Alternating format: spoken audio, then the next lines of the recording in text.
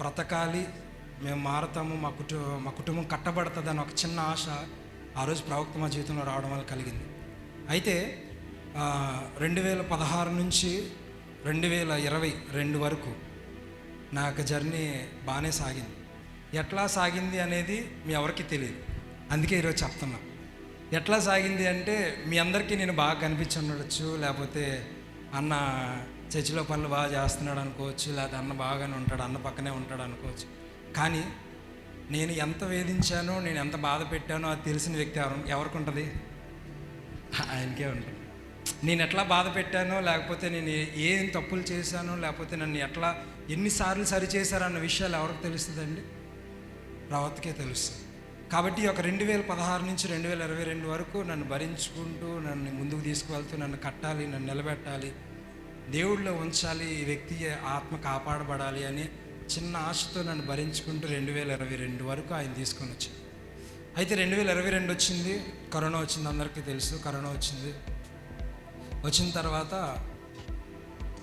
నా జీవితంలో ఏమీ లేనప్పుడు ఏ ప్రవక్త కావాలనుకున్నానో అదే ప్రవక్త 2022లో నాకు వద్దు అనుకున్నాను. 2022లో ఈ వ్యక్తి నాకు వద్దు, ఈ వ్యక్తి నన్ను మోసం చేస్తున్నాడు, ఈ వ్యక్తి వల్ల నా లైఫ్ స్పాయిల్ అయిపోయిందని 2022లో నేను నిర్ణయం తీసుకొని సేవ వద్దు, ఏమి వద్దని బయలుదేరి వెళ్ళిపోయాను. అయితే నేను వెళ్ళిపోవడానికి కారణం ఒకటే. నేను ఈ 2016 నుంచి 2022 వరకు వినిన నా చెవిలో పడ్డ నెగిటివ్ మాట.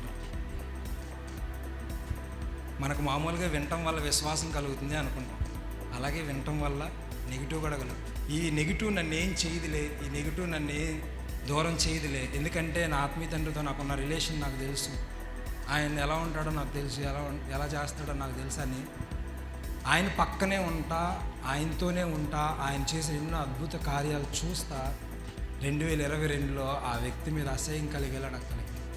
ఎందుకంటే నేను విన్న నెగిటివ్ వల్ల నేను ఏం చేసింది తెలుసా?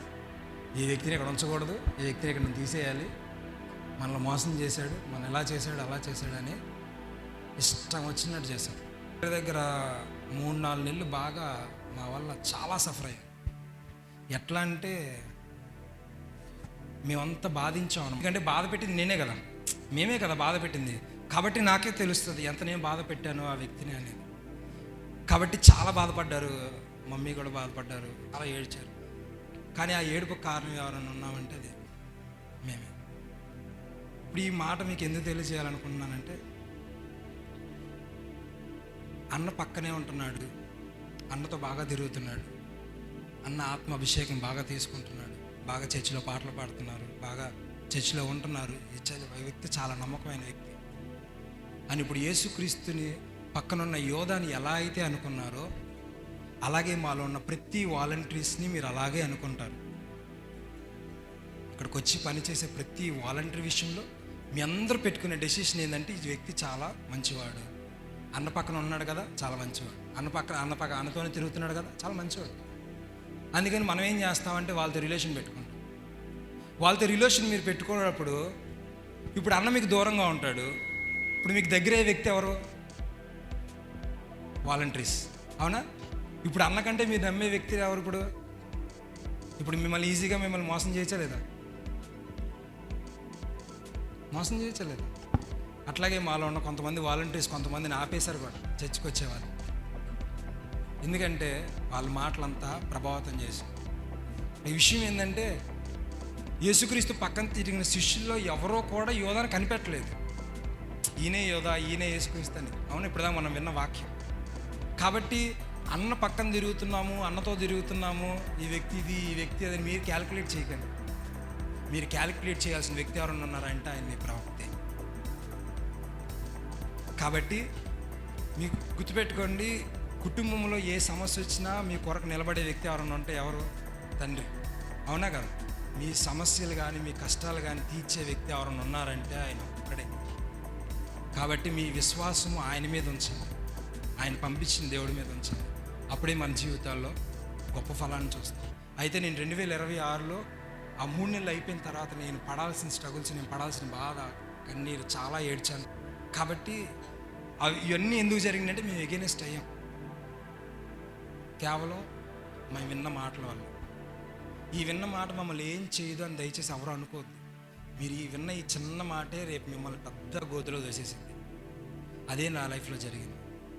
కానీ దేవుడు మహాకృపను బట్టి దేవుడు ఆయనకిచ్చిన ప్రేమను బట్టి మరలా ఈరోజు ఈ సంఘంలో నిలబడ్డాను. అందరం కూడా ఒక్కొక్క స్థాయిలోకి వచ్చిన తర్వాత, ఒక వెలుగులోకి వచ్చిన తర్వాత ఆ వెలుగిచ్చిన వ్యక్తిని తోసేసాం. కాబట్టి ఆ యోధాల్లాగా ప్రతి ఒక్కరిలో ఉంటాం. ఆ ఇస్కరియోతు యోధాన్ని మనం కనిపెట్టలేం. మీతో వెళ్ళిపోయిన వాలంటీర్స్ అవ్వచ్చు, లేకపోతే ఉన్న వాలంటీర్స్ అవ్వచ్చు, నాకు తెలియదు. కాకపోతే మీరు పెట్టుకోవాల్సిన విశ్వాసం, మీరు పెట్టుకోవాల్సిన నమ్మకం ఎవరన్నా ఉన్నారంటే ఆయన. ఈరోజు నేను ఆ 2022లో నేను చేసిన తప్పుని నేను మరలా సరిదిద్దుకొని 3వ నెల తర్వాత నేను ఇక్కడికి వచ్చి సాక్ష్యం చెప్పాను. ఎప్పుడైతే 3వ నెల తర్వాత నా తప్పు నేను సరి చేసుకొని ఆయన నన్ను ఎప్పుడైతే క్షమించాడో, ఈరోజు నేను వైజాగ్ వెళ్ళి నేను సువార్త చేస్తున్నాను. దేవుని సేవకునిగా నన్ను నిలబెట్టాడు దేవుడు.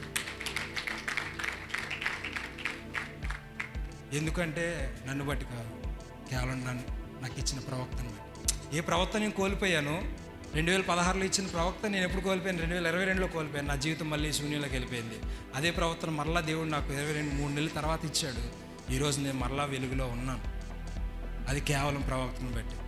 కాబట్టి మీ అందరికీ నేను చెప్పేది ఏంటంటే, మీరు మోసపోకండి.